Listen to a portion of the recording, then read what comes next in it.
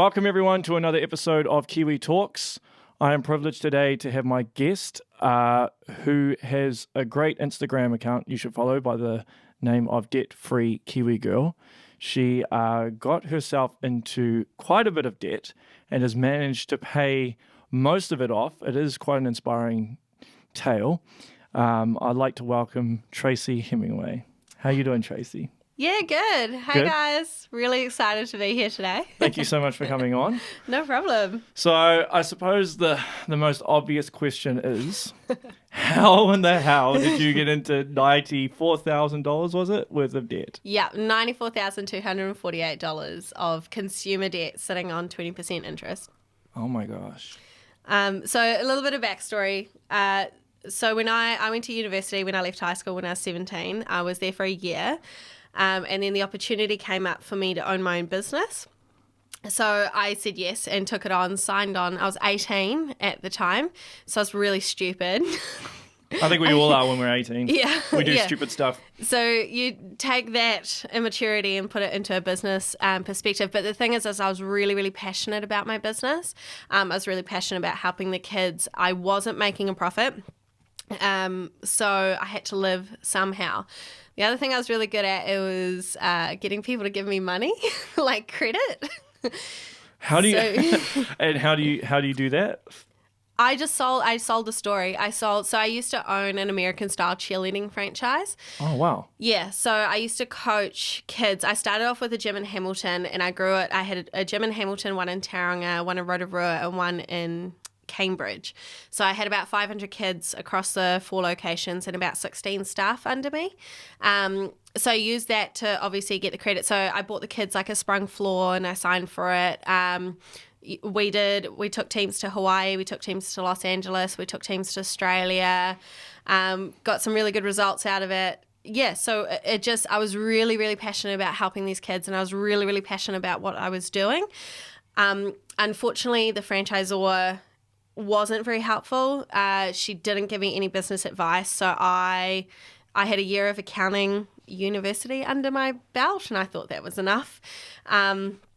So before I knew it,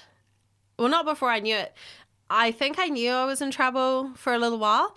And I just kept ignoring it. I'm like, oh, I'll make the money. But the business model was terrible. Like there was no way I was going to make enough to live and pay off everything that I needed to get it started. I had no capital when I started. I just signed a piece of paper and away I went. Did you seek any advice from anyone before you signed that agreement? None. So I didn't sign the agreement. So that's really important to remember. That'll come later in the story. So I didn't sign the agreement, but I signed up to do it. So I didn't seek any advice straight off the bat, nothing. I literally got a phone call. It was the 23rd of December 2010 saying, so I already worked for the lady that owned the franchise in Hamilton. So the franchisor rang me and said her franchise contract is up. She's broken 19 of the 21 clauses. Do you want to take on the business? And I just said yes. I just said yes. You just said yes without even really investigating it. Yeah. Just because you were passionate about it, I guess. Yeah. Cheerleading, I had quite a hard upbringing. I spent a bit of time in and out of foster care, so cheerleading is what got me through my childhood. So I was really passionate about helping other kids, creating a safe environment and something that they can go to when they're going through a tough time. Yeah. So that was the whole pretense behind the cheerleading. Because I wasn't aware that cheerleading was that big in New Zealand. Massive. It is? Yeah. Okay, well, I'm just totally ignorant then. Yeah. In 2014, New Zealand, our team New Zealand, both all-girl and co-ed actually were first in the world in level 5 ICU cheerleading championships. Oh, wow. Yeah, it's huge. The team I took to Hawaii came back with second place. Oh, that's cool. So when the business fell through, did you get a lot of angry parents? Well, no. So how the closure of the business came about was I found out I had a tumour in my throat. What type of tumour? It was in my thyroid. Oh. Yeah.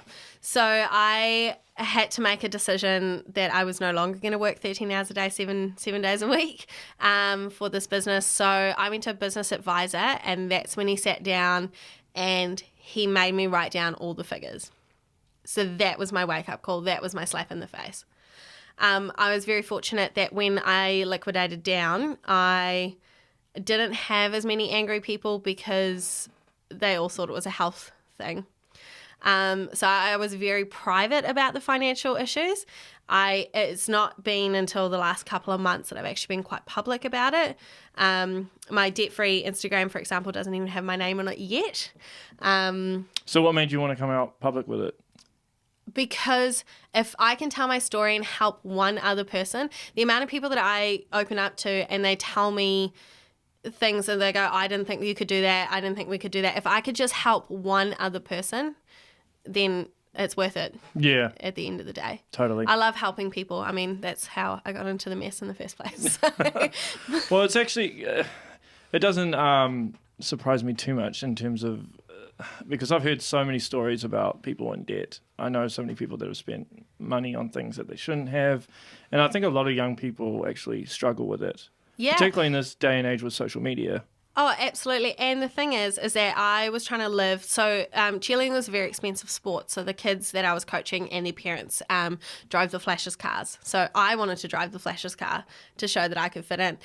They wore all the Nike and Lorna Jane and Adidas gear. So I wanted to wear all the Lorna Jane and Nike and Adidas gear. That, you know, like it just snowballed. Like I sat down and worked out about a year ago. In the 2 years that I lived in Rototuna, I spent $10,240 on Starbucks in 2 years. $10,000 on Starbucks? Yes. Actually, I could imagine there'd be people I know who probably spend that much. On coffee, right? I mean, I think if people sat down, because I'm sure there's people that buy coffee once a day or a couple of times a day, and if they work that out over a year. So if you think about like Starbucks, so I used to get the biggest, fanciest one or whatever. So it was $7.90, and sometimes I'd be getting 2 a day.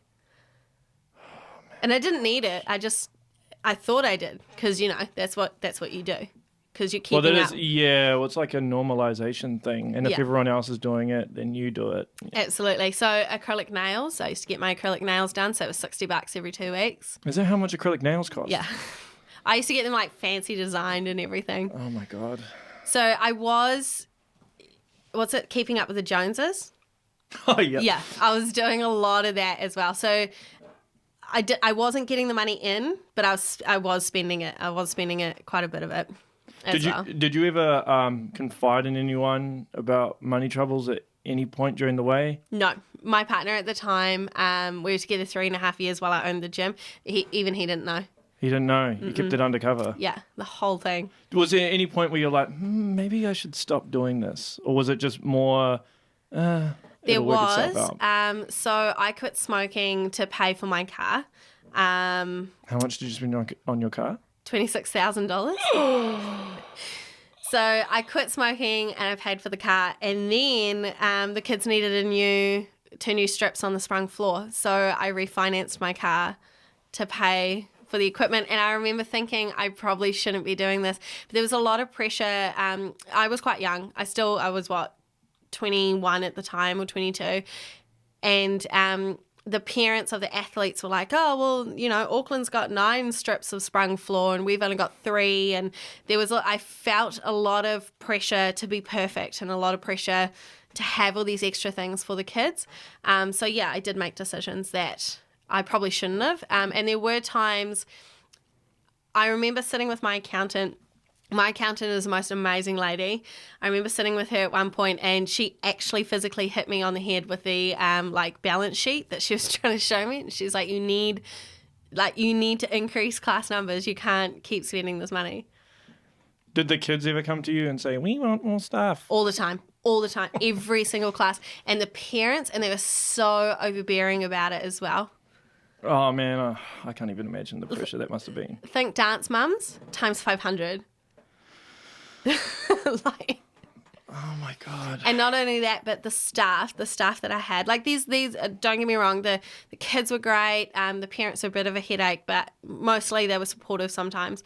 The staff that I had, even they would come and be like, I need to teach, you know, Susie a back walkover, but I need this piece of equipment and I need that. And it's just business acumen is something that I definitely think they should teach in schools, because then you get an understanding of how businesses work and why you can't just shell out money left, right, and centre. And I felt that a lot of people around me didn't understand that, even though the money, because they just saw it as an expensive sport. They're like, she's getting all this money, not realising that my building was nearly 40 grand a year plus GST.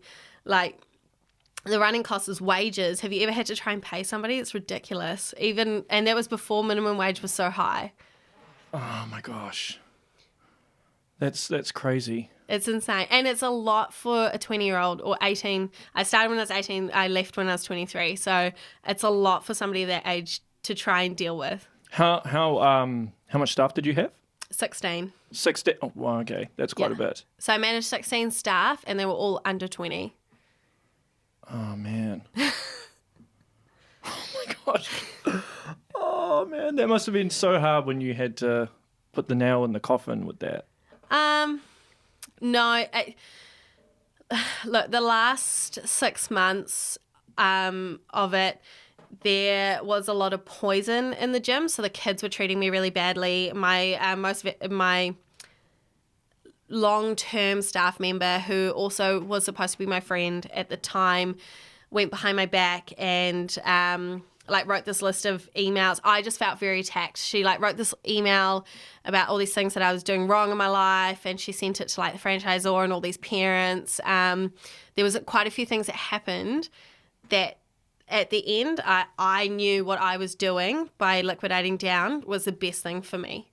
And sometimes in your life there comes a point where, yes, I love helping people, and yes, I absolutely loved it, but it was killing me. It was actually killing me. I was in hospital with stomach ulcers, all sorts over that time. So probably due to stress, I'd imagine. Yeah. And then also when I found out I had the tumour in my throat, I was like, there's so much I want to do with my life.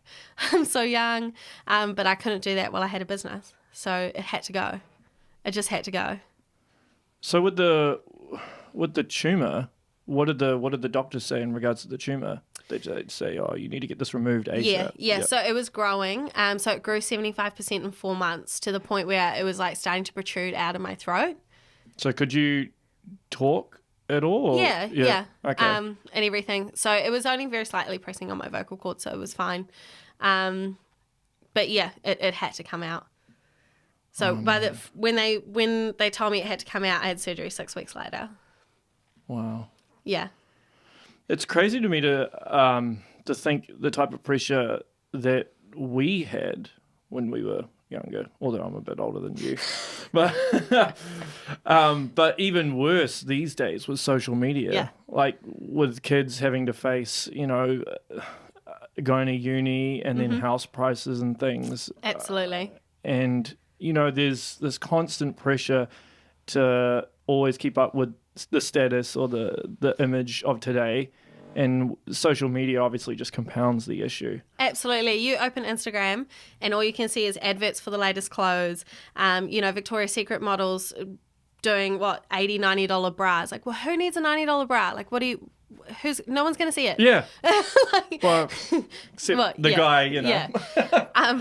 Maybe. Maybe. If he's lucky. Yeah. And you just, and if you got to have the latest BMW, and you've got to, and it doesn't help that celebrities, people idolize their celebrities, and these Insta models, or what are they called these days? Insta influencers. Influencers, that's the one. Yeah. They, are you kidding?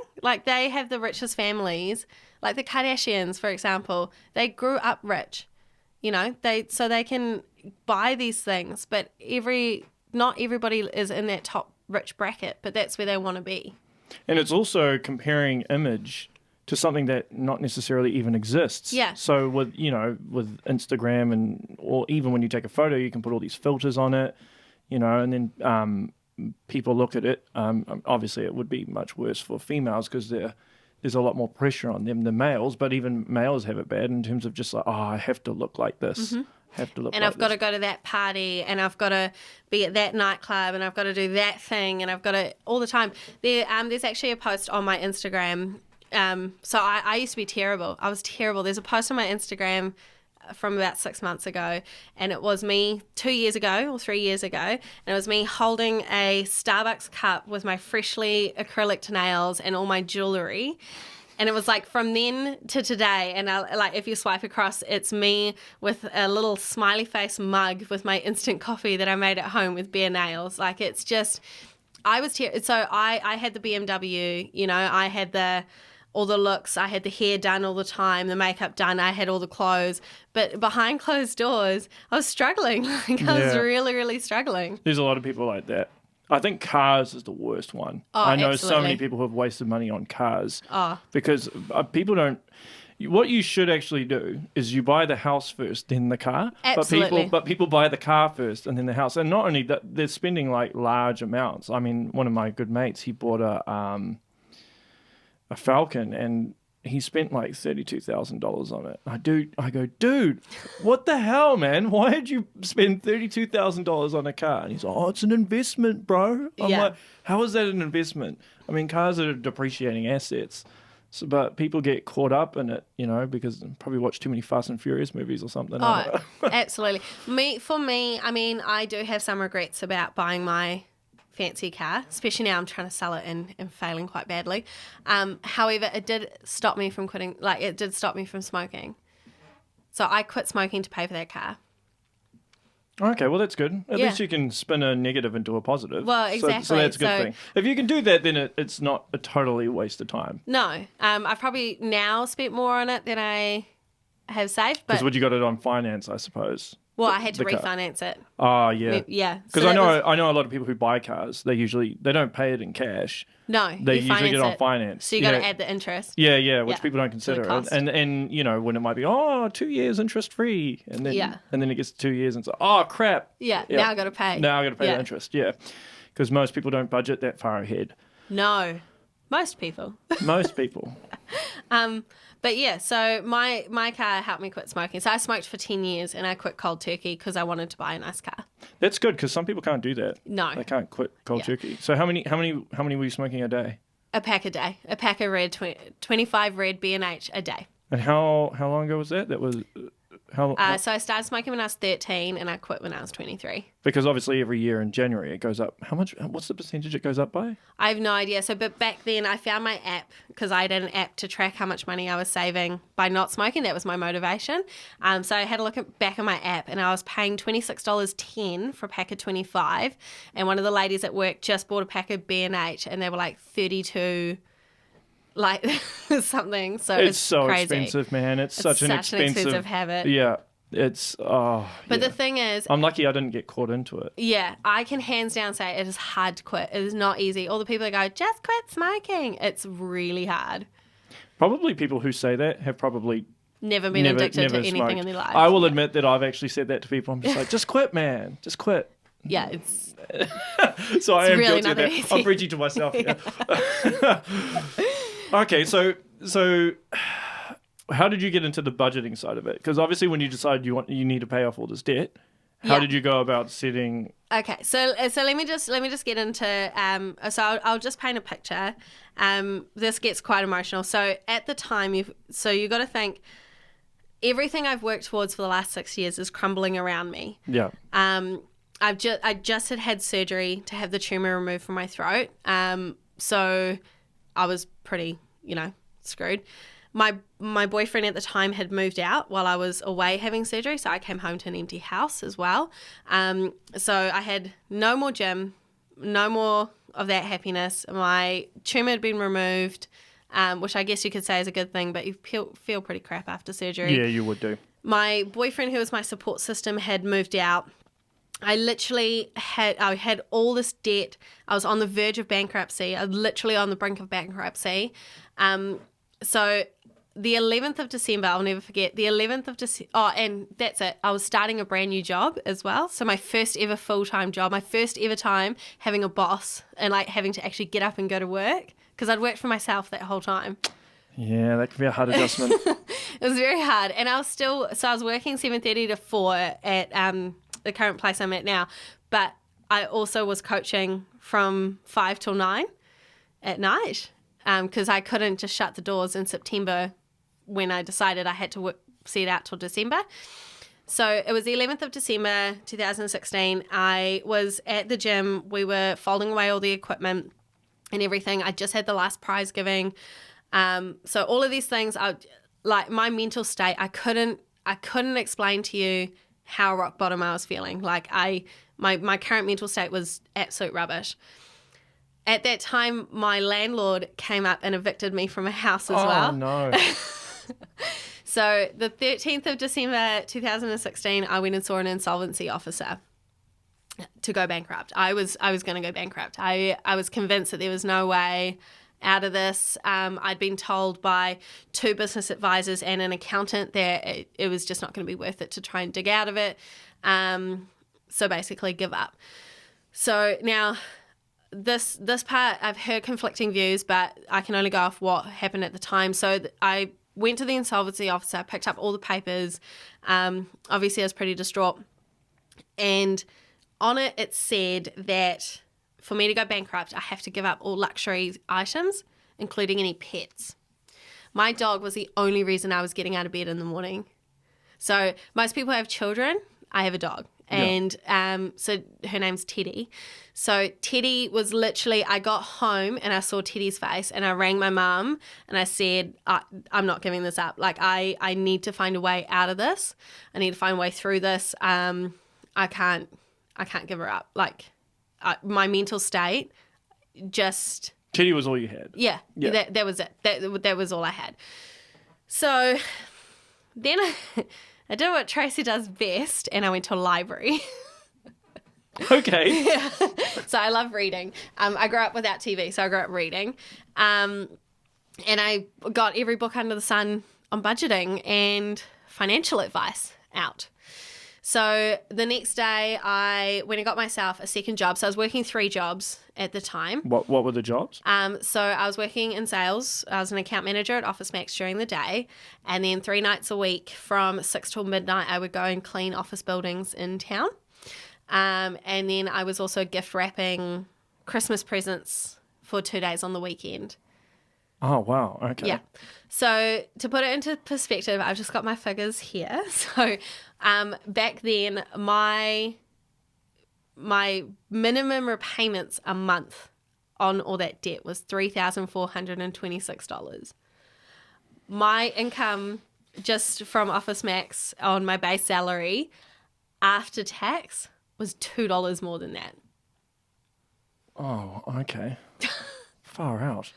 So I had 11 loans. Yeah. Well, so I had a personal loan, and then I had the student loan, the car loan, and 7 credit cards. 7 credit cards? Yeah, all maxed, completely maxed out. So what made you get to 7 credit cards? I just kept signing up. You can sign up for different banks. And do you know what's terrible? I hate it how banks do this. I'm really, really angry. They just increase the credit limit. They just give you more.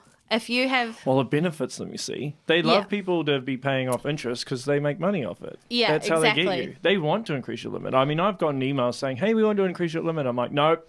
Yeah. So Don't want it. I didn't say no. That's where I got stuck.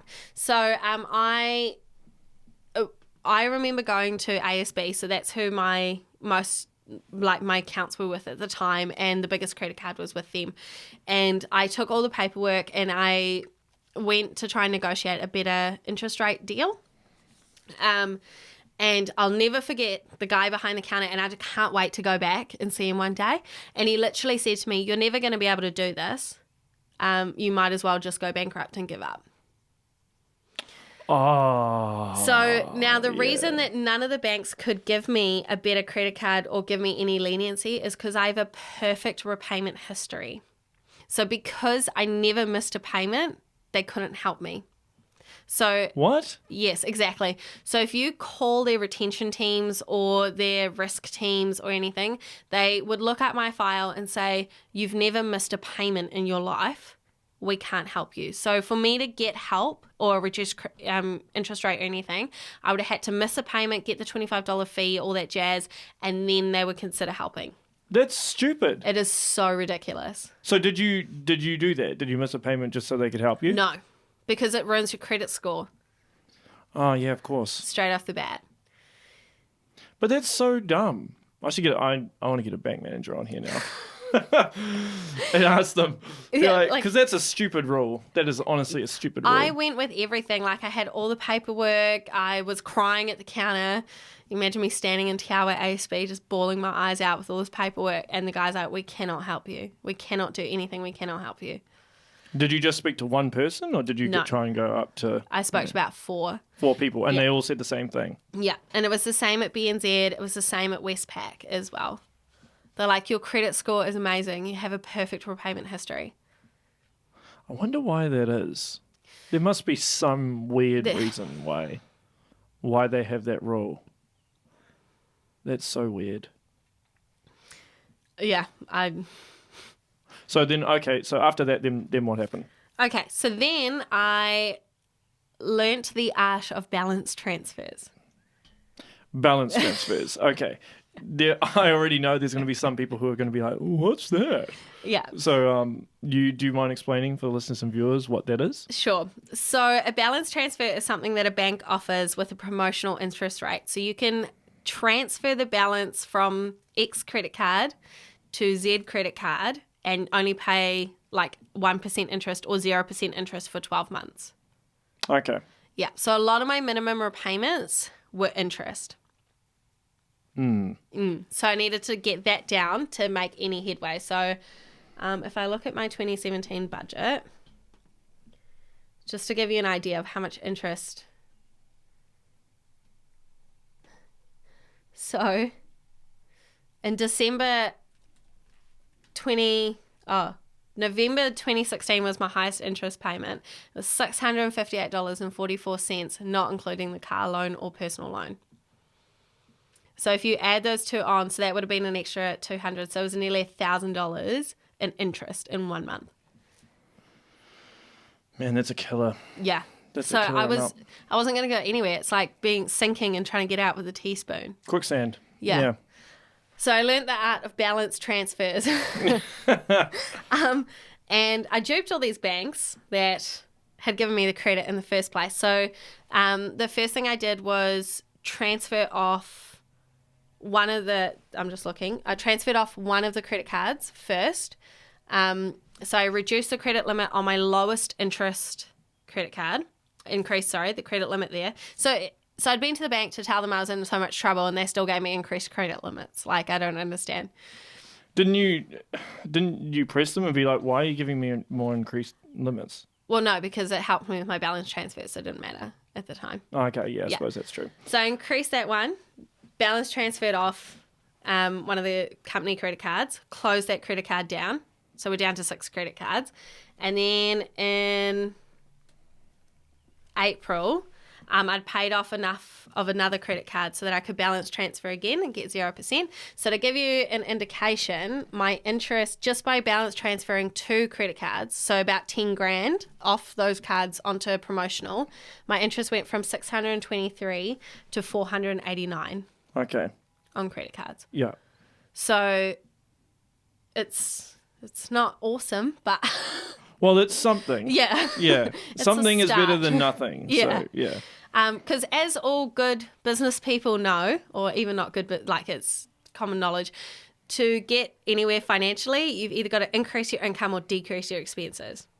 Yeah, well, that's pretty straightforward. That's it. But you'd be surprised how many people don't get that. Well, yeah, now I know. But well, you wouldn't be the only one. There's heaps of people I know who are terrible with money. Yeah, but people I speak to, I'm like, and don't understand that whole increase whole one or decrease the other. Yeah. Yeah, so that's how I started. So I very first started with balance transfers. So by the end of 2017, I had 5 credit cards, student loan and car loan left. So I went from 11 to 7. Okay, we're getting there. Yeah. Getting there. Yeah. Yeah, so that was pretty good. So to get on to budgeting, so I did that. So I started decreasing expenses over there. The other thing that I did was obviously look at a budget. So the first thing I learned about was sinking funds. and these saved my life. So I'll explain a little bit more about that because I'd never heard the concept before. So sinking funds are basically, you know, when you get to Christmas and people go, oh, it's such a hard time of year. Even though, like, Christmas doesn't sneak up on you. It's the same day. Every year. Every year. And it's the same school fees. Like, I used to have a lot of cheerleaders that were like, oh, you know, it's school expenses. We can't pay, blah, blah, blah. Because, you know, it's such an expensive time of year. It happens same time every year. And yet people don't budget for it. No. So, sinking funds. So, I have sinking funds currently for everything I do. So all my dog expenses, car expenses, activities, because those are really important, and miscellaneous like, you know, Spotify and all that kind of stuff. So I work out how much it's going to cost me over the year. So I get paid monthly, so my budget's done on a month. So I work out how much it's going to cost me on a year, and I just divide that into 12 equal payments. As soon as my money hits my account, those sinking funds go out. Right. So now, so a lot of people like say to me, you know, oh, how can you afford to get tyres and how can you afford this and that? And, you know, I have that money put away somewhere. It's in a completely different bank account to my EFTPOS card even. And I have the sinking funds. This is how much I'm going to spend on tyres for my car. So when that expense comes up, I've got the money to draw and just pay for it. And then it's not another stress. That's actually a very good way of doing it. Yeah. So you can break it down into weekly. So, for example, Christmas. So I have a Christmas budget as well because it is a hard time of year. You're going to buy lots of things. Yeah, you have to buy presents and... Yeah. Yeah. And all the things. And all the other jazz, yeah. But if you think about it, so if you get paid weekly and you put $10 away a week into a Christmas sinking fund, that's $520 plus like a couple of bucks interest that you have to spend on Christmas. I wonder why people don't do that. Like why they don't put money away per week. There's so many people that live paycheck to paycheck. There are. Particularly in Auckland. Yes. Yes. Which I get, but I'm also, being through the experience I have been through, I am also like, you can save $2 a week for something. Oh, yeah, you definitely can. But some people they have to make an excuse for anything. Yes. Oh, I can't afford it. Or they blame the government or something. Something. There has to be personal responsibility. If you don't acknowledge it first, then you can't fix the problem. If you don't think there is a problem to fix, then you're not going to fix it. Yeah. Yeah. So sinking funds are definitely something I recommend. Anybody that talks to me, I say go and work out what your expenses are that you have to pay. And I'm not meaning rent or anything like that.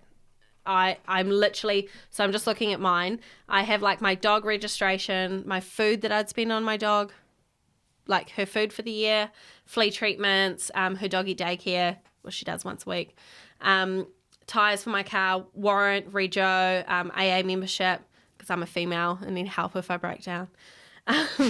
My services for like car services for a year. I've got a Christmas fund. I've got my dancing fund. Because you still got to have fun, right? Even if you're paying off debt. When I first started, I didn't have things like the doggy daycare. She didn't go to daycare. I didn't have like dancing fund. I literally. Yeah. So with the entertainment part, how do you work out how much you want to allocate for entertainment? So I have activities that I have to do. So like Zumba, dancing. I have to do it for my mental health. Okay. Because I can't just sit at home and do nothing. Yeah, that's soul destroying. Yeah, so I build it into my budget. So to give you an idea, my Christmas salsa and Zumba fund only cost me $52 a month.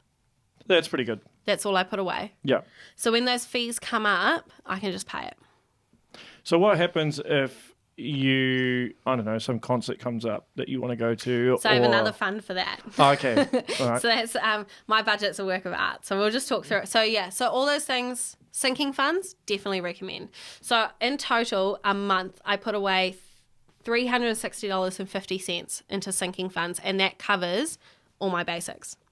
So have you ever, since you've started incorporating sinking funds, have you ever had a time where you're like, oh no, how am I going to pay for this? Or is it all sorted? All sorted. Pretty much all sorted. The only time I've had that was when my car broke down. But I have an emergency fund. You have an as well. emergency fund as well. Yes. Wow, So- you are prepared. Yes. So once I had got my debt down to a point where I could still eat and everything, I put $1,000 away into an emergency fund, and it just sits in a high earning interest Oh, yeah. Yep. account. And I've had to use it twice. And that's it in nearly 3 years. That's good. Yeah. So that you just don't know. You just don't know what Murphy's going to throw at you. Honestly, if I could increase that to $3,000, I will. But $1,000 is all the buffer I need. Remembering it's just me by myself as well. I haven't got kids or a partner or anything. Just a dog. Just a dog. Which I have pet insurance for because she is expensive. Yeah, is pet insurance, how expensive is pet insurance? I can tell you. I'm asking this because I obviously do not have any pets, though I have a partner trying to convince me to get a pet. So I pay $43.32 a month. Okay. So to put that into perspective, when Teddy ate sand that day and ended up at the vet's overnight, so she was at the overnight vet hospital, they had to pump her stomach and give her a bunch of antibiotics. It cost $1,800. Yeah. And I only had to pay 20% of that. Okay. Does the payments increase over time, or does it just stay the same regardless of how old the dog is? So it's like all things, inflation. So I think actually I can tell you. So in 2017 rather, so 2 years ago, my pet insurance was $40.11. Now it's $43 a month. Okay. Bloody inflation. I know. If we could stop that, that'd be really good. Well, if wages went up with inflation, then it would be all good, I think. But they don't. They don't. I have lots of thoughts on wages, but that's okay. Hey, well, you're welcome to bet them if you want. I just think that in our society, I didn't come from a really good background. I came from foster care. I came from a low income. I lived in South Auckland, everything. I've seen it firsthand, people on benefits and everything. And don't get me wrong, being on minimum wage is terrible. But you don't have to sit there and keep asking for it to go up. Because as somebody that's owned a business, the more minimum wage goes up, the more goods and services are going to go up, and the more you're going to whinge, and the more, for me, it's all about education around living in your means, within your means. I definitely think that's the case. I think sometimes people put too much responsibility on the government. Yes, the government does play a part, but you do have to take some personal responsibility. And then also, if minimum wage goes up, then the people who are business owners, they're going to look at ways to cutting costs, whether that's through staff or through automation, which is probably more prominent these days. Yeah. Yeah. So it's not a simple matter of just raising the minimum wage. I think, as you said, with education, I think that's definitely a key point. Definitely think that there needs, don't get me wrong, there is some families that I think could definitely do with some help. Oh, no doubt. No doubt. But I definitely think it comes back to your social media thing, There just needs to be some education that you don't have to live like the Joneses, No, you don't. So and some of the richest people around aren't the happiest either. So no, exactly. So it's all. I personally believe, and that's why I want to make my story public, because I personally believe that there's a bit of ownership about living within your means. Definitely. And I think I've always kind of lived like this, but before I buy anything, I weigh up in my head, I'm like, is this a desire item or a require item? Yeah. And if it is a desire item, I have to justify a ridiculously good reason in my head to get it. Yeah. Yeah. But some people are just like, oh, no, I want this. Yeah. I'll just get it on finance. Cha-ching, cha-ching, cha-ching. Yeah. The thing is, if credit cards and finance didn't exist, then you'd have a lot less problems with debt. Yeah, you'd also have a lot more unemployed people, because if you think how many banks employ people. Yeah, that is true. True. Valid point. So, and I don't know, real estate agents rely on mortgages and stuff like that. Yeah, they do.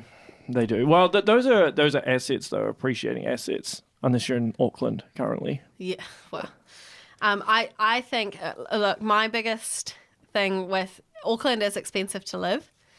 So I get it. You know, living on minimum wage in Auckland is shit. I don't know if I can swear, but it's terrible. You can swear. It's all good. Well, I'm from Auckland, and you lived in Auckland, so we both know what it's like. It's terrible. Living there. But you know what? We both moved out of Auckland too. Yes, and I've told so many people to move out of Auckland. Like, if you already own a house there, all good. Perfect. Yeah. If you got it before it got all stupid, or you can afford to pay your mortgage and you're not living week to week, all good. Yeah. If you and your spouse don't own a house and maybe you are on like 150K or more or something, all good. If you're not on any of those things, then, and unless absolutely the only work you can do is there, like absolutely only there, then well, yes and no. If you're on minimum wage in Auckland, you're probably on a job. You're probably in a job that can be found not in Auckland. Yes, that is correct. Yeah. But some people might be doing their minimum wage job while they're studying. So or something like that. Yeah, which is a different thing. Yeah. But I know some people, and I'm sorry, but like some of them have been living in Auckland. They're just like, just waiting for a crash. Yeah. And then I'll buy a house. I'm like, dude, it's not going to happen, man. Supply and demand. Yeah. Supply and demand. It's not happening. Like, yeah. I mean, so all my friends who have moved out of Auckland have all said the same thing, like, oh, why didn't I do this sooner? And I was the same. I was like, man, why didn't I do this sooner? Yeah. I mean, there's aspects of Auckland that I miss, but yeah, it's not worth it. No, it's not. And I definitely think I get a lot of people that talk to me and they're like, oh, you know, struggling, blah, blah, blah, blah, blah. And I'm like, oh, yeah, what do you do for a job? Oh, I work night fill at the supermarket. I'm like, oh, okay. You're aware that there's supermarkets in other areas of the country. Like, you could go to Gore and get a house for like $200,000. Not even that, like... I love it how you use Gore as an example. But you know what? There's 2 supermarkets in Gore. Yeah. Well, Gore is pretty... I mean, what would you do in Gore after work, or you need some entertainment? But I do get your point. I do get your point. But I mean, there's so many places outside of Auckland. Exactly. And you don't have to, it doesn't have to be forever. You could get yourself to a financial position where you can afford to live back in Auckland on minimum wage. If you want to do that. Yeah. Otherwise, you could do what the rest of us do and move out and fall in love and never go back. But I know a lot of people in Auckland, and because I kind of used to be one of them, but they think the whole country revolves around Auckland. Yeah. Auckland. And it's like, nah, man, there's plenty of other good places you can go. I'm sorry, but Eminem came to Wellington, so... Yeah. Yeah. He did. Sorry, Auckland. Oh, that was funny, because a lot of my friends were like, what? Come to Auckland. He's going to announce a second show. I was thinking, nah, he won't. There's no way. There's no way he'll announce a second show. And, you know, because when we went to the Eminem concert, it was packed as. Yeah. It was completely sold out. Yeah, concert. yeah. I think it sold out in like a day. Not even that. A couple of hours. I remember waiting on the queue, like, come on. I know, and then I had to wait the next day. Yeah. For extra tickets. Yeah, and we drove there. I'll never do that again. Well, I drove, so it's fine. I don't know how you went with. Well, I didn't drive. I was in the back seat. Our mutual friend, who we both know, drove, but he was not happy. You know, he's not the fastest driver. No, well, I didn't actually realize in Wellington how narrow the roads were. Well, because every time I've gone to Wellington, it's always, you know, I've always been in the CBD, and I love the CBD there, but I haven't been around the outskirts or or up the streets. And so he's driving, and I only tell this story because he's the man and I love him. But we're driving around this corner, and my girlfriend is, you know, because she's from India, she loves the big cities, she likes seeing a lot of people and stuff, and she's like, oh my God, you know, this place reminds me of Sydney, it reminds me of how it's good. And he's like, this is so stupid. Stupid road. Why are you driving around a stupid narrow road? It's so little. Oh, man, that was crack up. Yeah, but he hated driving there. I mean, it was pretty narrow. I was like, because some of the corners, because it's so narrow, if you're turning around a corner and you don't know if someone's going to hit you. No. And you wouldn't want to park on the side of the road, because a lot of those houses, they don't even have driveways. No. Or so you have to park on the side of the road and just hope your car doesn't get destroyed. Like mine bellied out on the driveway of the house we were staying Did it? Yeah. Marcus parked it forward. Yeah. When we went out on the Saturday, and it literally was like... And I was like, oh, no. That's not good. That's not good.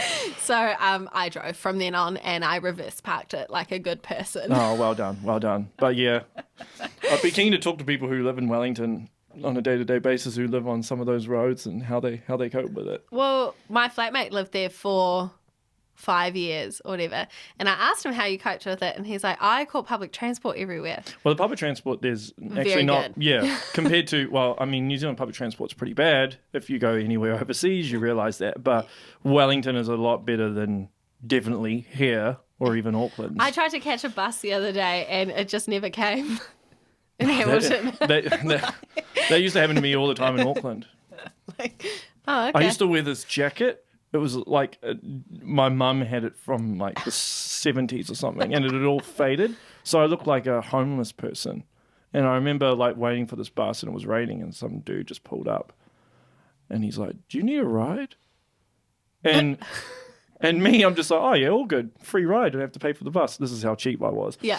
And I jumped in this ride with some random guy. Never met him. Don't know anything about him. He turned out he was a coroner. Oh my God. And he gave me all these details. He's like, "Oh, I live around the corner. You should come around for a cup of tea." And then he offered me a job as well. Yeah, Right. Okay. for the administrator at Ministry of Justice. And I was kind of like, okay. And then I went to work, and I told my boss, he's like, "Who's offering you a job? What the hell? I want to know this guy. I'm going to go see him." I'm like, "Don't Chill worry, I'm out. not taking it. I'm not taking it." But anyway, way off topic. Yeah, we got off topic. But anyway, yeah, as you were saying. So I'm just going to run over my whole budget. Okay. So just to put things like back into perspective. So I now have a job that earns me commission. So that came on the whole increase income, decrease expenses. So Yeah. I have never sold anything in my life before I got to this role. But when I learnt that I could earn X amount more a month, I was like, right, well, I need to learn how to sell some stuff. Like, so I did that in 2017, when I got back from Europe. So the travel will come in a later date. Okay. So when I got back from Europe, my current boss rang me and he said to me, "Look, I really want you on my team. Obviously, the team's based in Auckland. What are your thoughts?" So we had about a 20-minute conversation. And I said, "Look, I'll be on your team, but I want a pay rise, and I want the job moved to Hamilton, and I want unlimited commission." So he said yes to all three. Oh, that's awesome. So now most people go, "Oh, but you're so lucky."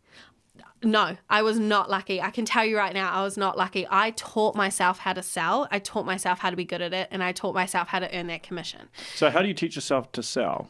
Do you talk? I read a lot of books. Do you talk to yourself in the mirror? Yeah, all the time. Yeah. So I sell mainly over the phone, all over the country. So it's really hard to connect with people over the phone. Yeah, that's harder. Yeah. Yeah. But you got a good tone to your Yeah. voice. So I played to my strengths. So Yeah. I guess I looked at it this way. So for cheerleading, for 6 years, I sold a dream to kids that they were going to be a cheerleader. yeah. So I then transferred that into pens and paper and all the other things I sell now. But I put myself in a position where I could ask for those things. I made myself really good at my job. I went after all the opportunities. I gave excellent customer service. I was me, because I transferred my need to help other people into my work. And I do that now. Like today I walked in and I'd left work 45 minutes late and I was super stressed because I was helping a customer with her issue. Oh, right. Yeah. Yeah. So that's how I got. Now, the putting me on unlimited commission was the best thing my boss could have done. He doesn't know about my debt-free journey at all.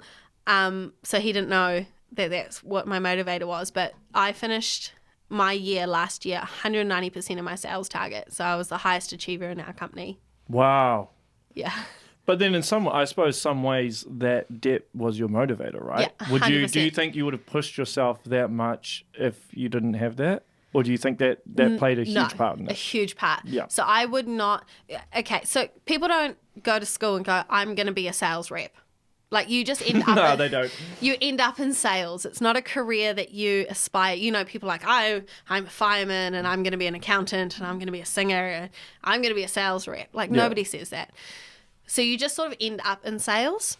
Yeah. And so I took a sales job. I went into a sales role because I needed to earn the extra money to pay off my debt. So I get a lot of people when I talk about my debt-free journey say, oh, but you're so lucky because you earn so much. But the only reason I earn so much is because I work hard for it. And I worked hard to get to that place as well. Yeah, yeah. I mean, I don't know anyone who earns good money that is just cruising. Yeah, exactly.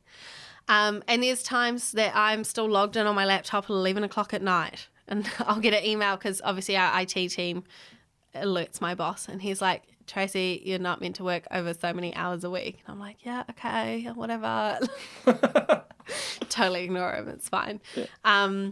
But yeah, so he remote manages me. I'm the only remote in my team person. So everybody else is in Auckland.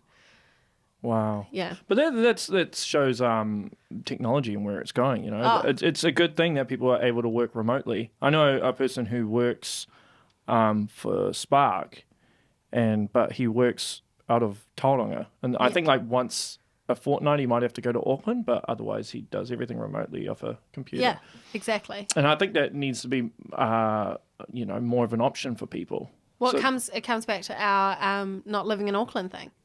Yeah, well, that's part of the problem. I mean, and also another thing. I mean, I don't know what you think about this train that they're doing between Auckland and Hamilton, but do you know how expensive it is? Because it's $12, I think, is it Pukekohe?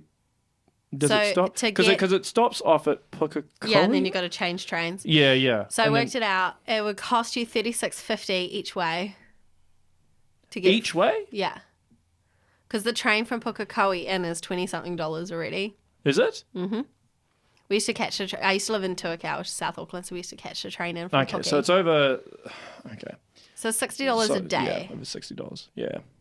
That's a lot. So it's a good idea. But to be honest, I don't think that train really benefits Aucklanders or Hamiltonians. No. It's basically for people in the towns. In the middle. In the middle, yeah. At least initially. I mean, I know they want to improve the time. I mean, you should not be spending over 3 hours traveling to work, although you will be able to work remotely off the laptop. And maybe some people will do that, but yeah. But then you come into Wi-Fi issues and all that kind of stuff as well. It's one half dozen the other. There's no magic bullet to fix. And I do think with trains, they are long-term investments, not short-term investments. So, like, I do think maybe it will get better over time, but at least initially, it's face palm. I do think that if they call it the Tron Express, they might have a couple of issues with people getting on the train. Yeah, they should not call it that. What was the other name? Like the Waikato Link and something like that. H to A. Oh, that's right. I'm like, who's coming up with these names, man? With the Tron Express, I sent my boss the article and I was like, oh, next time you're visiting me, you're going to catch the Tron Express. His reply was he'd rather sit in traffic. Yeah. Well, there's a few people that I might be having on the podcast later on that have a bit more intel on the trains. On the train, so maybe they can shed light on that. Yeah, shed light on it. But yeah. But anyway, so I wanted to go over my budget, but I just wanted to make it clear about like what I do for work. Cool. So I'm just going to run down my budget and then I'll tell you sort of how I just stop me and ask questions as we go. Yeah. We'll just go until until I think my cameras are running out of space. But okay, keep going. Okay. So rent, I put aside $585 a month. Okay. For rent. So that's obviously I pay weekly for rent, but that's the year divided by 12. Yeah. Contents insurance, I pay contents, car, pet and health insurance. Yep. Obviously. How much is that? So contents is 51, car is 97, pet is 43, and health insurance is 51. Okay. As well.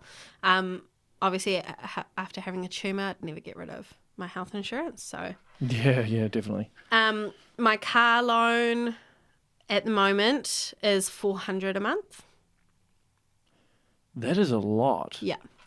Oh, it gets better. You're still trying to sell your car? Yes. Okay. Yeah. So I've bought the new car. So anyone who's watching this who needs a car, holler at Tracy. It's a beautiful BMW 335i. It's been driven by a female driver for 3 years. It's very sensible. Yeah. There you go. This is a promotion Shout out. for your car. Hashtag Beamer. Yeah. For my cell phone, I only pay, I pay $60 a month, but my mum piggybacks my plan as well. So she gives me half. So we share data and minutes and everything like that because it was cheaper that way. Oh, okay, yeah. Then, that's a smart way of doing it, actually. Yeah, well, she's out in the sticks, so her landlines and her Wi-Fi is all up the poop. So When you say sticks, you're meaning what, like a real rural area? yeah, Tikawata, like off the highway. That's where the farm was that I ended up on before I moved to Hamilton. Yeah, that's out in the middle of nowhere. Yeah, if you stand in their library and try and make a phone call, it's not going to happen. Oh my god. So so we split it, and then obviously I have my sinking funds, which is $360 a month. My grocery bill is only $200 a month. So on a 5-week month, I pay $40 a week for groceries, and on a 4-week month, I pay $50 a week for groceries. $50 a week? Yes. How do you manage that? Aha. I love this question. So that came down to reducing expenses as well. I have learnt the art of eating cheap, buying in bulk, and just eating. So I will only shop on specials and savings. Like reduced to clear. I'll never buy anything full price. But when you say reduced to clear, how do you know what's on reduced to clear? Do you just walk into a grocery store and just look? If you go at certain times of the day, it's normally around 5 or 6 o'clock on a Saturday or Sunday, or midday during the week. They have like meat and stuff that's going to go off, and it's got that little reduced to clear sticker on it. Yeah, I've actually noticed that a few times at New World. Yes. Yeah. So I'll always shop for that kind of meat. I also have a deep freezer, so I cook in bulk and freeze a lot of stuff. So I eat, because I do a lot of exercise, I do a lot of running and stuff, I eat 3 main meals a day and 4 snacks. So what do you have in terms of your what you do for your diet?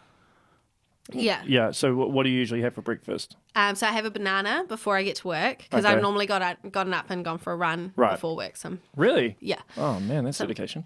Pretty hungry, but Yeah. So I normally have a banana, and then I get to work and I'll either have cornflakes with yogurt and berries, or porridge at the moment, or smoothie, something like that, nice and nutritious. Then I have morning snack, which is normally cheese and crackers. So I make the crackers myself as well, out of seeds. What? I'll send you the recipe. Yeah. I'm trying to think how you do that. Well, you got to bin in and you get the seeds for like 90 cents or whatever, the different seeds that you need. And then you get the gum and you bake it and then you crack it. So why do you do that as opposed to just buying crackers? Because it cost me 90 cents to make them, and it cost me... Okay, all right. Like... And how much are crackers? $2? Yeah. $3?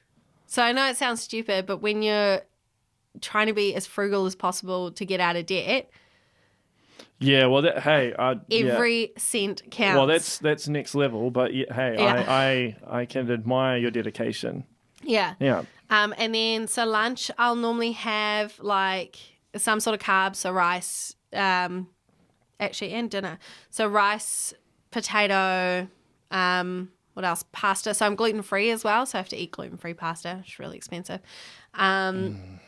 All that, and then I'll have some sort of meat, so like piece of steak, piece of lamb, bit of chicken, so only like 150 grams, and then veggies or salad as well. Do you have any gut problems or anything if you have gluten? No, so I get a rash all over my body. Because this is interesting. I don't know if this will benefit you or not, because I was actually starting to wonder. Because I suffer from psoriasis. Mm-hmm. It's a pain in the ass. But at one point, I was actually thinking, I'm like, maybe I'm intolerant to gluten, because I was just feeling bloated all the time every time I ate something that had gluten in it. Yeah. Interestingly enough, because my great missus is from India, and they have all these old school herbal methods, but apparently, so turmeric. So I started taking turmeric supplements, and it killed. So the inflammation I was getting from psoriasis went. I still have a few problems in terms of scaly skin, but in terms of the inflammation, it's totally gone, and the gut problems are gone just from turmeric, and a bit of probiotics as well. Yeah. I don't know if you tried that or not. I just thought I'd chuck that out there. There's a few things I've tried. My mum's a naturopath, so... Oh, well, you're all good then. All good. So I tried a few things, but yeah, definitely if I eat too much gluten, it's like a heat rash, but it's like all up and down my arms and legs. It's terrible. And you just like... So itchy. It happened to me. Greece was the worst when I was in Greece. I had this terrible rash on...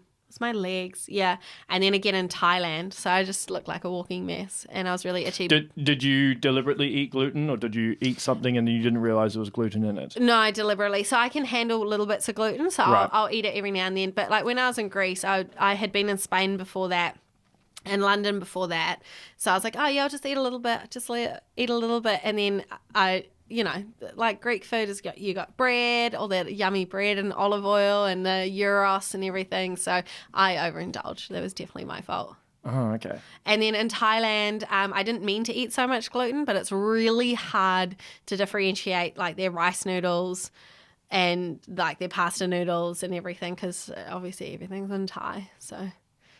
yeah. True that. Yeah. So Thailand was unintentional. Okay. Consumption of gluten. Yeah. Oh, so, but it starts on my feet. So as soon as my feet get itchy, I'm like, right, I'm done. Game over. Yeah. Okay. Yeah. All right. And sorry. So what do you have for dinner? So same. I'll always have like a steamed veggie. I'll have some sort of carb. So. Like the thing is like potatoes, for example, you can get them on special for $5 for a 10 kilo bag, right? Yeah. So I learned that you can cut them up, roast them and freeze them in little bags. And then if you put them from frozen in the oven for 10 minutes, they come out exactly the same as if you just roasted them for 40 minutes from fresh. Oh, okay. I didn't know that. Yeah. That's good to know. Yeah. So my grocery bill started at nearly $200 a week, and I just started learning how to cook. I'm not a good cook by any means. We have a fire extinguisher in the flat for a reason. But I learned, I just trial and error. The other thing is I do not waste food. So this is a huge thing. Well, that's good. That's good. There's a lot of people starving, so... Yeah, good. Well, I'm from Africa. I was born there, so I've seen starving children in Africa firsthand. Okay. But the thing is that we waste so much food as well. So my flatmate that I moved in with, obviously when I started the debt-free journey and had been evicted, I moved in and I learned a lot from her and her eating habits. So, for example, I ate Reeces the other day. People laugh at this. They expired in 2015 and I ate the whole bag the other day. I don't care. It's fine. Nothing wrong with it. You're brave. Yeah. We have a Reduced to Clear store here in Hamilton. So I do a lot of grocery shopping there as well because you get some really good deals. Yeah. I know a few of my Indian friends that go there. Yeah. Yeah. So it's not about being a cheapskate. It's just well, even being if you frugal. are, you got to do what you got to do. Exactly. Right. At the end of the day, someone's always going to judge you based on something, and Exactly. I mean, I got crap for ages for being cheap when I lived in Auckland. They'd be like, oh, Reece, you're so cheap. But now I own a house and they don't. Yeah. So you got to do what you got to do, and you can't worry about what other people think when it comes to stuff like this. People say to me all the time, they're like, oh, just throw away the food or just do this. I'm like, no, there's no way. I'll eat that tomorrow for lunch or whatever. I'll push it. I'll have chicken that's 6 days in the fridge. Yeah. I will say, I've got to confess something to you. Yeah. Okay. Because obviously I first met you properly at just before, when did we meet? It was, we hung out properly at in Wellington before the Eminem concert, really. And I know before then we were trying to organise where we were going to stay and stuff, and Marcus was trying to sort it all through. Yeah. And then you were like, nah, it's too expensive. And I was thinking, man, this girl's cheap. And I'm cheap. Yeah. But now that I know the story, it's like, oh, it makes perfect sense. And so it's always good, and this is a reminder to myself that not to... You just never know what somebody's going through. Yes, that's exactly right. So I'm glad that I know the story now. Yeah. So I get judged all the time, every day. Every single day, someone will comment on how cheap I am or something like that. But they won't know your situation. No, absolutely not. I mean, I'm obviously becoming public with it now. Yeah. But there's a lot of apps and stuff you can get as well. So I have one called Olio, which you can post cheap, free, say somebody's bread's going to go off, not bread because I'm gluten-free, but people in your area will post food items that you can go pick up. So I use that. You know, as flatmates have moved out, they've donated food. So that's all helped with the grocery bill as well. Okay. That's good. Yeah. So I'll continue on. Yeah, keep going. Keep going. So that's my grocery. So once again, that comes under like cutting costs. Yep. Right? Yep. Keep going. Keep going. Petrol, I budget $150 a month for petrol. That's good. Yeah. But I suppose Hamilton's small. I also, when I had the BMW, I would budget $300 a month. I've also just changed to a Suzuki Swift. Nice. I'm not going to use $150 a month for petrol. I can tell you that for free. Yeah. And then my credit card minimum repayment is currently $700. So that's in there as well. Wow. And then I pay for the gym, which is $37 a month. So my total budget is $2,757.16. And my base salary before commission is $3,363.57. So I've managed to get my budget under my base salary. So if I didn't make commission, I wouldn't fall over. Like I'm not living paycheck to paycheck 100% anymore. Well, that's smart. That's Yeah. smart. So you're wanting to have your debt fully paid off by Christmas. Christmas. Yeah. On your Instagram, it says 2021. Yeah, so that is my projected date if I don't get any commission. So okay. Wow. Okay. So Yeah. you could be paid off by Christmas. yes. What are you going to do to celebrate? Honestly, Buy a car. seriously, no. I'm just kidding. This sounds completely stupid. I am going to buy lamb, even if it's not on special, and cook it because that's my favorite meal, and it's never on special. Yeah, no, lamb's never. It's always chicken. Yeah, always chicken. Always chicken. Yeah. But just to answer your question earlier about like when concerts come up and stuff like that. Yeah. So I believe it's super important. Everyone's different. Look, I'm not telling people how to do things, but I believe it's super important to have your me fund or your throwaway fund or whatever you call it. So I will put aside $200 a month, only if I've got commission, obviously. I'll put aside $200 a month that I can blow on coffees with friends, lunch with friends, going to concerts, you know, that's how all those kind of things. I'll put all of that as you have to have me time. Getting my hair done, that's really important to me. That's something I put money aside for in my me fund. I just think it's really important to look after yourself as well. Oh, definitely. Yeah. So that's why I pay your mental health is really, really important. 100%. And, you know, it is really hard. And as you said, before you'd properly known me and before you know the story, I do get seen as a cheapskate, and it is really, really hard, especially in groups of friends that I'm part of. Like even our group of friends is really bad at it as well, is they'll come up with all these ideas and, oh, who wants to do this? Who wants to do that? And I just can't afford it. Like I can't afford to be going to brunch here and doing that and whatever. So I stopped getting invited. Yeah. My partner loves you because she told me a story. You guys went to an expo. Yeah. And then she told me that you guys were just trying the food without even buying anything, and she was full from all the different food. Yeah, absolutely. You get what you pay for. Yeah. I was like, oh, that's awesome. That's awesome. We didn't have to pay for lunch. Yeah, she was like, oh, this is great. Yeah. So it's really good. So that expo, for example, cost us $5 to get in. We had a great day out together. We had so much fun, so much laughing, and we got lunch out of it. So it's things like that. Like I went to the field days, I paid for a ticket to the field days and stuff. I have friends that are so understanding of my financial situation that they'll call me up and be like, hey, I really want to hang out. I'm like, look, payday's not till next week. I've run out of money. They'll be like, all right, well, let's go for a walk around the lake. But because here's the thing, I can respect that when I know the situation. Yeah. I don't respect it when people are just being stupid, right? If you want to do something with them or you're inviting them and they've got, oh, I've got no money. And it's like, why? Well, because you just spent all of it on alcohol. Yeah.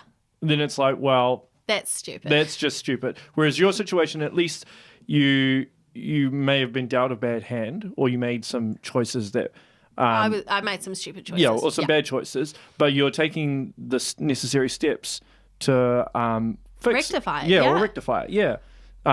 So I think that's the important thing. You know, we all make mistakes. And if somebody, I mean, I don't know if all the people in our circle even know your situation or not. I doubt it. Yeah. I don't think so. Well, I'm sure some of them would be like, oh, okay, that makes sense. Yeah. And you probably get some of them that would still be like, what? Like, Yeah, it's funny. I have a family member of mine who I said, so in August I've been asked by the Waikato District Council to give a presentation at an Inspiring Women's event in South Auckland. Cool. About my journey. So I guess it's around that education and letting people know. I think that's very, very important. I think that actually, this type of stuff actually needs to be taught in schools as well. 100%. I couldn't agree with you more. Yeah, because I don't know. I mean, I never really had any good role models, I think, in terms of money, but I don't know. I think I watched other people doing stupid stuff, so I'm like, okay, I'm not going to do that. But in terms of schooling, nobody ever taught me this stuff. Yeah. And do you want to know why? It's because finances, it's like talking to somebody about sex. Actually, talking to somebody about sex is probably more open of a conversation than finances. People don't want to talk about it. It's like a bad word. It's a bad thing. I tell people what I get paid because I don't care. I have a budget and everything. I'm really open. Like if you look on my Instagram, I'm really open with my finances. People are like, you can't be putting that on the internet. You can't do this. You can't do that. It's personal. Well, it's personal information.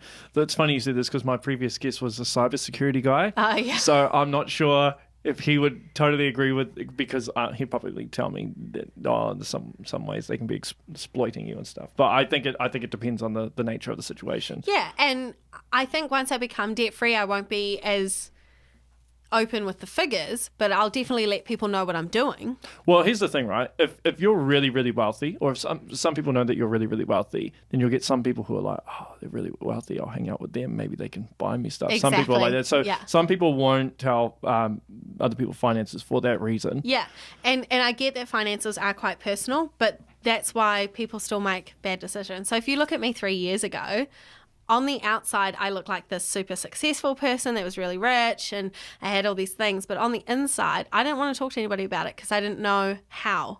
I didn't know. I was embarrassed. I had a family member of mine a couple of weeks ago when I told them I was doing the talk for the Waikato District Council. They said to me, they're like, that is so embarrassing. Why would you tell people that you're an idiot and got yourself in this situation? Well, you can spin that into it and be like, well, I can help somebody who's going through the same thing. Exactly. You know, it's all about educating the next generation. You know, and not even the next generation. Well, our generation as well. Yeah. See, like things like people whinge all the time that they can't buy a house.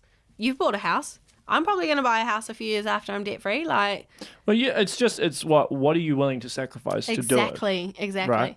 People are just. I mean, you got to be realistic about things. I think people complaining about the Auckland housing market. I'm like, have you gone to London? Have you gone to New York? Yeah. Have you gone to Sydney? Same thing.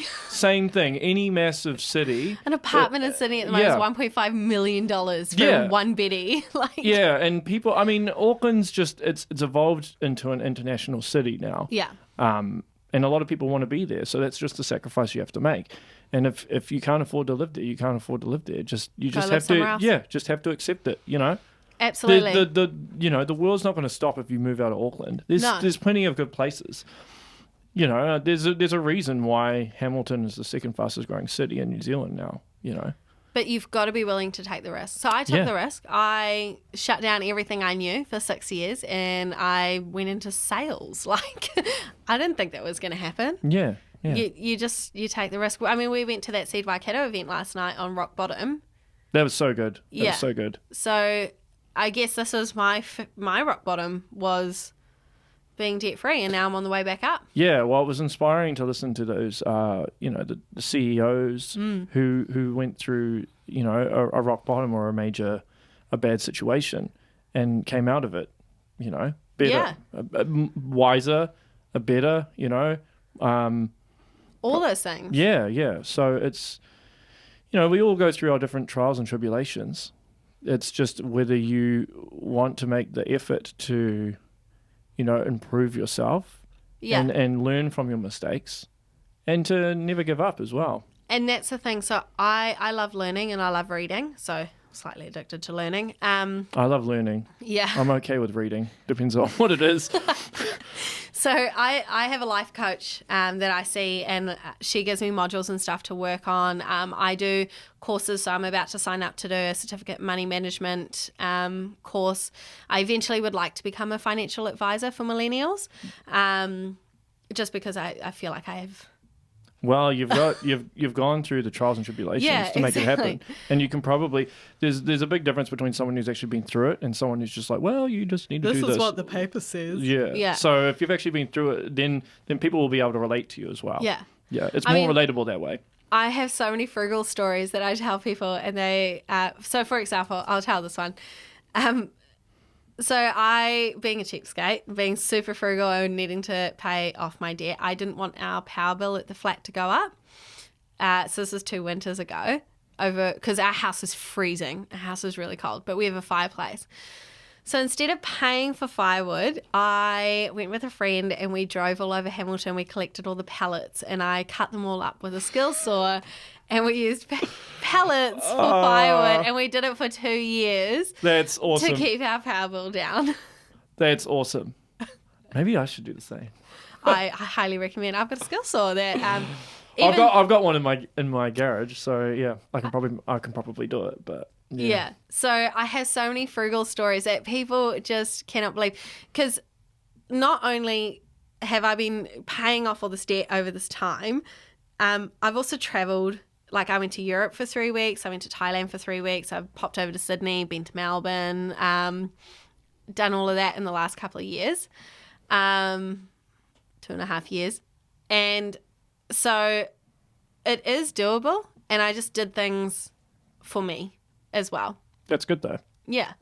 So I cannot stress it enough. Like, you can do it. You just got to look at ways. I started with what I called a Find 5 challenge. So I created this myself. Well, you better copyright that, man. Trademark that shit. The Find 5. So what it was so I'm a very goal-orientated person as well. So when I was doing my budget, my first budgets, and trying to cut costs and increase income and everything, my goal was to find $5 a week. So it was either cut $5 out of something I was spending, so groceries, petrol, whatever, or make an extra $5. So I sold so much stuff on Trade Me. I've sold, when I lived in my house that I got evicted from and moved to the flat, I was listing $1 auctions. I was selling like you wouldn't believe. I paid off like $3-4 grand, I think, of debt just by selling stuff in the house. It's amazing over the years, if you go look through all your stuff that you've probably got stored away, how much crap you have that you don't actually need. Just rubbish. Yeah. Like, why do I need 3 weed eaters? I don't know. I don't even weed the gardens. I pay somebody. Like, so I sold off those. I just I went on an absolute crazy selling spree. I even do now. So I'll be like, I haven't worn this top in 2 years. Put it on Trade Me, list it, gone. Yeah. So that I did that. Surveys, I answer a lot of surveys. So I earned like $500 last year answering surveys on different companies and stuff. If you think about it, you're waiting at the doctor's, you can just answer a survey. Yeah. And stuff like that. True that. So there's so many vouchers, and you've just got to be smart. So like one of the survey companies I'm with, you only get Mighty 8 vouchers. So you get a $20 Mighty 8 voucher once you've answered so many surveys. So that's fine. So I went and bought $20 worth of yogurt powder when it was on special on Mighty 8, and I got like 10 yogurts for this $20 voucher or whatever. And that's my breakfast for 6 months. Like, oh, man. Well, it's amazing how many different ways you can save money. Yeah. There's actually a lot of online vouchers. And there's some stuff I bought off AliExpress. And there's like online vouchers. If you just Google online vouchers. AliExpress. All the time. Yeah. So what was I doing the other day? And I Googled, it was something on my Instagram, and I needed to buy something online. So I just Googled current vouchers, and it popped up. And I do it all the time. Every time I need to buy something, I'll Google. So you can get Grab One vouchers and Treat Me vouchers and everything. You've just got to research first. Yeah. Price Spy is another really good one. Yeah, Price Spy. Even with flights, Skyscanner. Skyscanner. Yeah. But Grab One is a good one. Oh, Grab a Seat is another one. Yeah. Treat Me is really good. One Day. Yes, one day. Although be careful with one day because you can get caught like, oh, and I need this, and I need... Yeah, well, this is the thing, right? Sometimes people buy stuff for the sake of trying to save money. Yeah, well, they're like, I'm saving money. I'm Yeah. like, but you're not actually saving money if you bought something that you weren't originally going to get anyway. So I saw a quote the other day on, obviously I follow a lot of other debt-free people on Instagram as well. So we call the debt-free community. So we all share stories. Your little clique. Yeah, little clique. And this one guy put on a quote that was so relevant, and it said, if you bought something on special for $500 with $200 off, you didn't save $200, you spent $500. Yeah, that's right. Yeah. Particularly if it was something you didn't actually need. Yeah. And even if I do need it, so like our washing machine broke at the flat, we literally DIY'd the bajingas out of that thing 5 or 6 times before we finally gave in and bought a new one. Wow.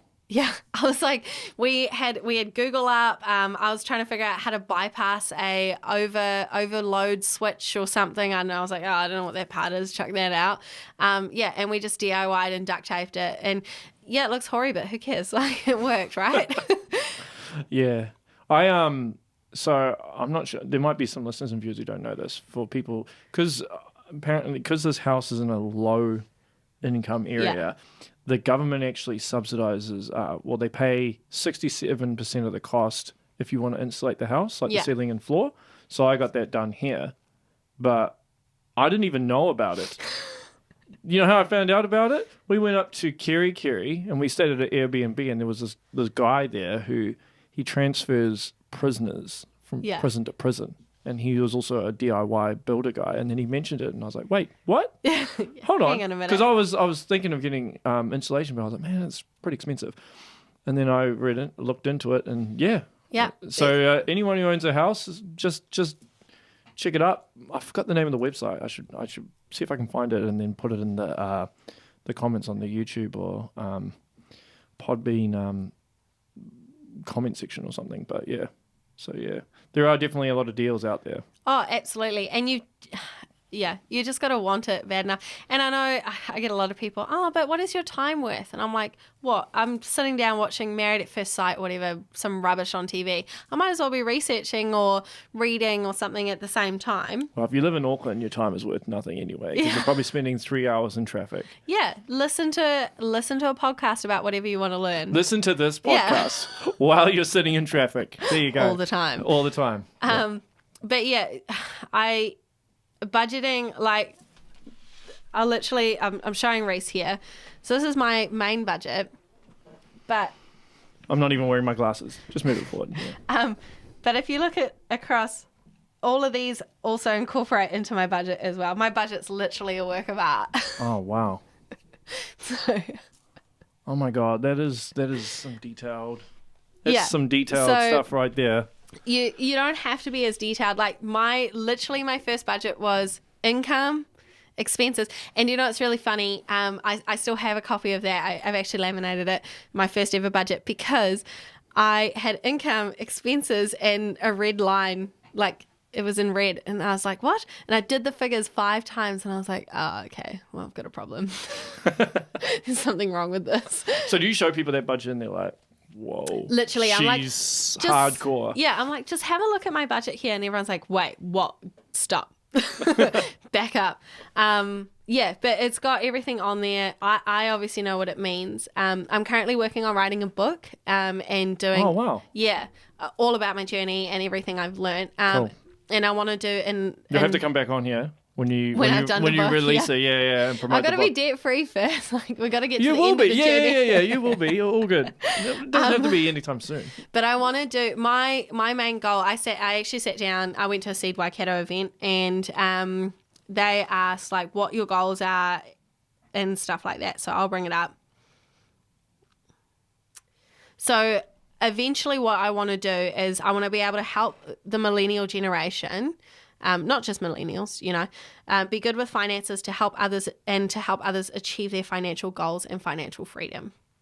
That's good, because I think people are definitely going to need it. It's just the cost of living is getting quite high. And it's not going to go down. No, it's not going to go down. And I feel real sorry for a lot of young people, because, they go to uni get like a $60,000, $70,000 loan. Actually, I know some people who've gone to uni, they've got this massive loan and they can't even get a job in a field because they studied something that's really irrelevant, or there's no jobs available, or it's going to be automated or something like that. And then you add in the fact that New Zealand is a low wage economy, and then but you've got houses that are ridiculously expensive, so you're going to have a lot of people that are renting for life. Yeah. Oh, absolutely. Yeah. I mean, my partner told me, she's like, oh, I got because one of her friends bought a house recently for 1.2 million in Auckland, and I was thinking, and I met the guy, and I was thinking, there's no way he bought that on his own. She's like, nah, he did.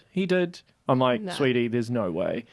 Turns out his uncle gave him like $400,000 or $500,000 for a deposit. I'm like, yeah, exactly. I mean, some people just get dealt a bad hand, and some people get a good hand, but yeah, it's pretty hard. I mean, I advise young people probably should go into a trade, if anything. Oh, absolutely. Trades, because it's never going to die. You're always going to need a plumber. Yeah.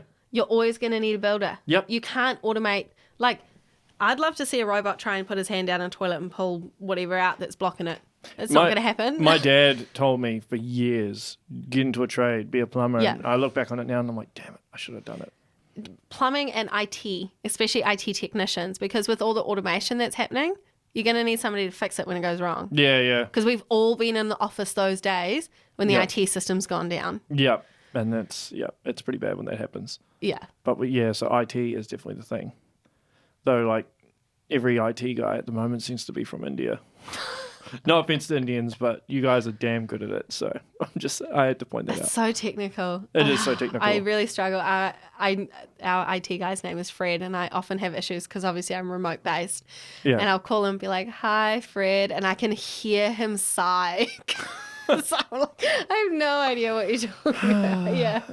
It's like, what's the problem today? Because this cybersecurity guy that I had on my last episode, he was talking about IT and how a lot of hackers will try and get the information of the IT person. Yeah. Because then they have the keys to the kingdom, pretty much. Yeah. So, IT people have got to be on point, man. They can't miss a step. No. They can't miss a step. But no pressure. Yeah. But yeah, so that's I don't really know what else to. Well, we could probably wrap up here. I think we've covered a lot. I'll just unless there's one more, any other things you want to cover. We've probably got like another 20 minutes or so before the battery dies. Well, I just want to get it across that you can do it. Just find the $5 a week. And before you, like the other thing, I was reading an article in the paper the other day, and I really shouldn't because it makes me so like grumpy. I guess because I live in it every day, but it makes me really grumpy reading about people that are like, I'm so poor. I'm like, oh, yep. Well, I used to feel sorry for them. Yeah. Until I went to India. Then I've completely done a 180 on this stuff because the poverty in India is just on a whole nother level, and there's no government assistance of any kind, and yet like they managed to do without things. I mean, my partner's mum, when she told me the story, but they had no power and should be under a street lamp studying. Yeah. Can you imagine a Kiwi doing that? Kiwis no. Kiwis aren't. Well, I mean, I would, but that's because I'm using somebody else's power. I think you're an exception. Yeah. It's not my power. Yeah. But I think the vast majority of people would not do that. They'd be like, no, I want a handout. Government, help me. Yeah. But I was reading this article in the paper. It made me so mad. I had to whinge to my flatmate who doesn't agree. So that just made me even madder. But this lady was like, I really struggle. I can't make ends meet, blah, blah, blah, et cetera, et cetera. So she was like, I'm going to be really public about my budget. So that's fine. So she had a rent. She had 4 kids as well. I understand it's really expensive to raise children. I don't have a child. I have a dog. I'm yeah, I wouldn't have a child right now because it's very expensive. Yeah, they are very expensive. Yeah. So I totally get that they cost money. So she had her budget. It was like rent, power, blah, blah, blah. Then she's like, car payment, $100 a week. And to me, I was like, you can get rid of that. Just find an extra $5 a week and that cuts off 6 months or whatever. Like. Was that car in finance? Yeah. How much was the car, do you know? Oh, I don't know. I was just reading. I just read the article. $100 a week on a car is a lot. And her excuse was, oh, well, you know, everyone does it. Just because everyone does it doesn't mean you have to do it. Yeah. I think that's the most stupidest excuse. Yeah. Everyone does it. I'm like, what? So if everyone jumped out of a plane with no parachute, would you do it? Would you do it as well? So I, for me, for example, so clothes shopping, I haven't shopped for clothes in a long time. I bought a pair of jeans with a gift card the other day, and I think it was the first pair of jeans I bought in 4 years. Yeah. But I go to clothes swaps. They're everywhere. So you pay $5, you take 2 bags of clothes, you empty it out, and then you can refill it with clothes your size and take them home. I didn't even know about that. Okay. They're everywhere. Okay. There's what's it called? Save Mart, I think. Yeah. So Save Mart, you can get like a $4 top. Trade Me. I know Trade Me is a dying art, but it's also amazing at the same time. Marketplace. Yep, Marketplace. Yeah. I got a pair of shoes off Trade Me for $2 the other day, like work shoes. Yeah, Perfect. I work in a very corporate job, so I have to dress.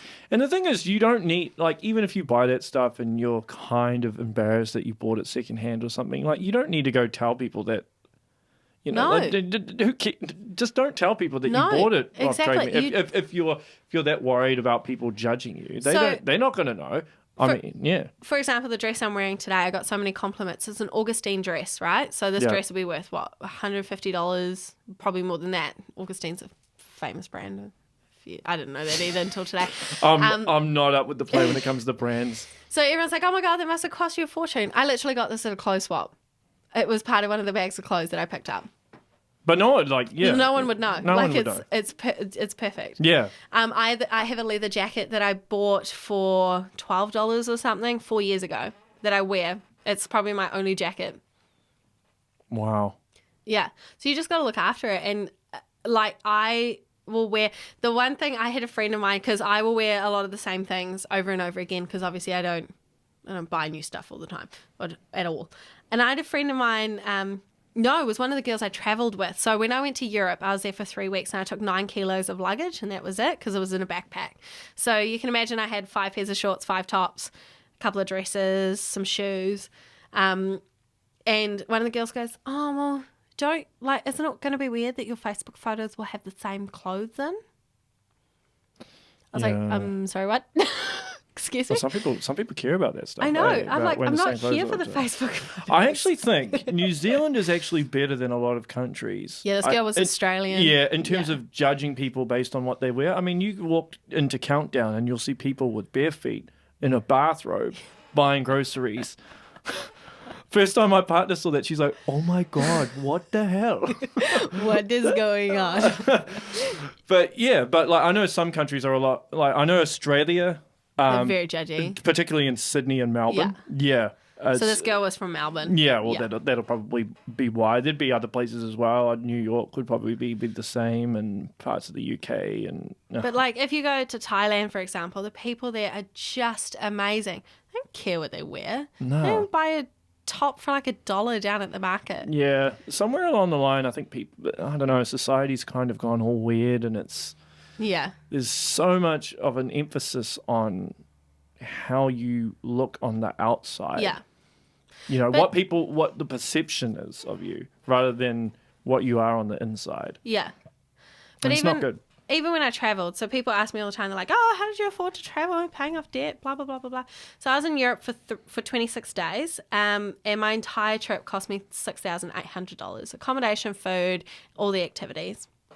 How much did you say? $6,800. Oh, yeah, that's actually really good. Yeah. Yeah, because I travelled on a budget. Yeah.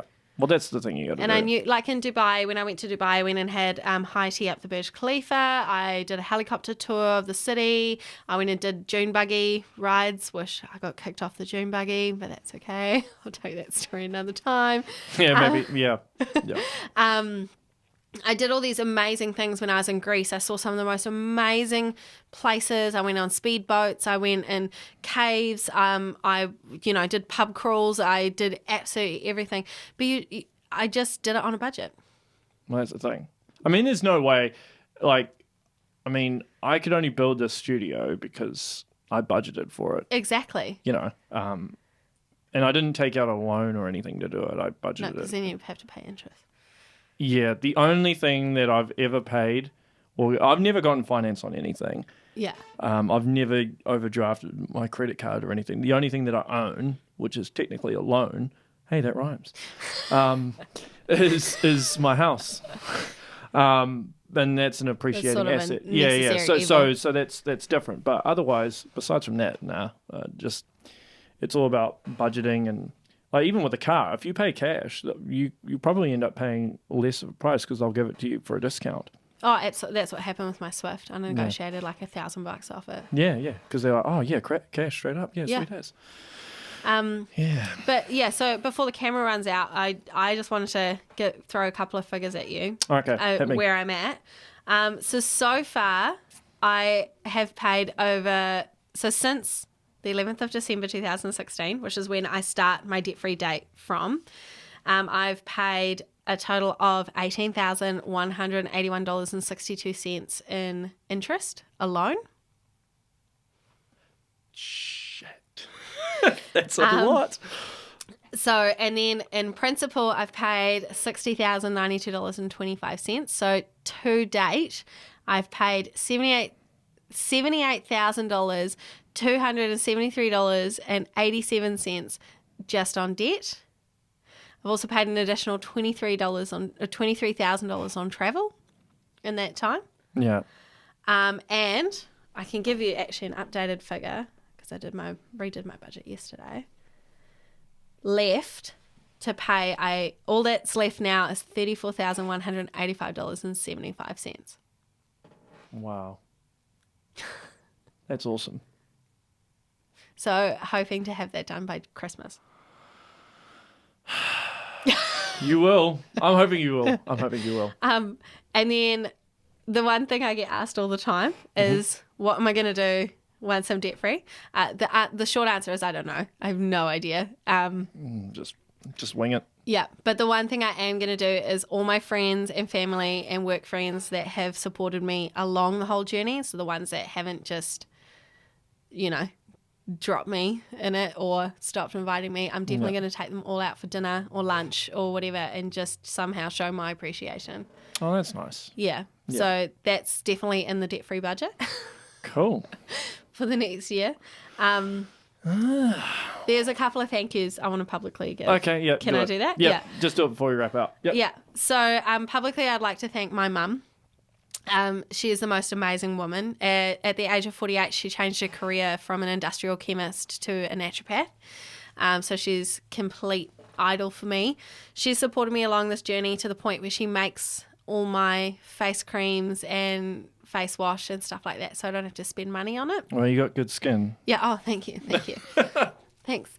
So she also is my sounding board. Look, it's not easy. There is times that I hit real lows, especially when I can't afford to do things, or there's just times where it is really hard, and she is always my first point of call. So I just want to publicly thank my mum, Maxine Steele, for that. I also want to publicly thank my accountant at the time. So her name's Rachel Baum, amazing accountant and business advisor. If she didn't give me the push that I needed, I wouldn't be here paying it off. I actually saw her at field days and she just absolutely couldn't believe how far along the track I was. But without her advice, I wouldn't have persevered and pushed through. The other thank yous, I have some amazing work friends. So Jo Bromby, she donated a whole bunch of clothes to me so that I could look the part at work. Kendra is really good. Like, she's amazing as well. I'm currently house sitting for her so that I have a warm house. Rachel, like, all the ladies at work are just amazing. Dana, Kelly, all the girls, they'll bring in spare food. Like, I got gifted one of those HelloFresh boxes this week. they're like, oh, we're going to throw this in the rubbish. Do you want it? And I'm like, yeah, I'll eat that. I don't care. Clothes, all that kind of stuff. Even it's just helping me through at work because they know that I've got goals that I need to achieve as well. Adele, Pearl, Sharon, Sam, all of the girls. And then obviously my friends, my group of friends. So obviously Reece, you, Runda, everyone that's sort of stuck by my side. There's probably a ton of names that I'm forgetting as well. But I just want to publicly thank everybody that has just stuck with me and supported me on this journey. It hasn't been easy, and there's times where you probably want to throw me down a rabbit hole and like, just spend the money, oh my God. But yeah, at the same time, I couldn't have done it without the support. And I definitely, you know, it takes a village. Not only to raise somebody, but it takes a village to get things moving and build an empire. So I agree. Cool. That's well, thank all you. my thank yous. Thank you, Tracy. Thank you so much for coming on. This has been good, and No I stress. think your story will inspire a lot of people and help a lot of people. And yeah, I pray that all listeners and viewers got something out of this.